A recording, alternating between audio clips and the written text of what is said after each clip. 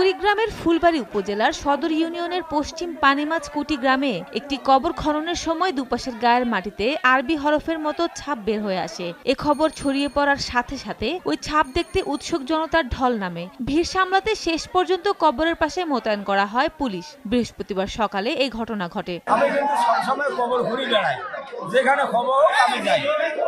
আমি দুই সাপ পড়ার পর আমি ওই নাম্বারটা বাসাতে দিলাম।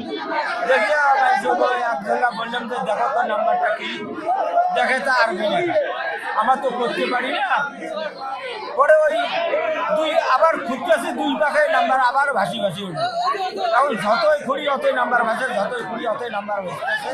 পানিমাছ কুটিতে এক ভাই ইন্তেকাল করেছেন।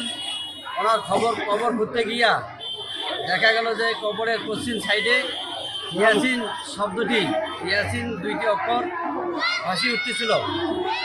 আমি এখানে এসেই নিজের চোখে দেখতেছি হাজার হাজার লোক দেখতেছে।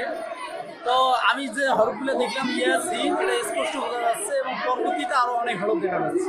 ইয়াসিন ছুরিয়ার কথা আমার হাউস বাড়ি থেকে ফোন করিয়েছে, ইয়াসিন ছুরিয়ার অপরাধ আসিছে, আমি শুনিয়ে অটো ভাড়া করে আসি।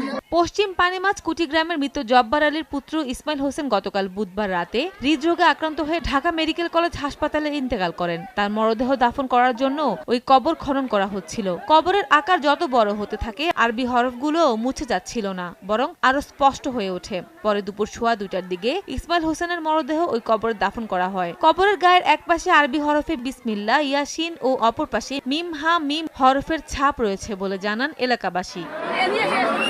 সময় সংবাদ, কুড়িগ্রাম।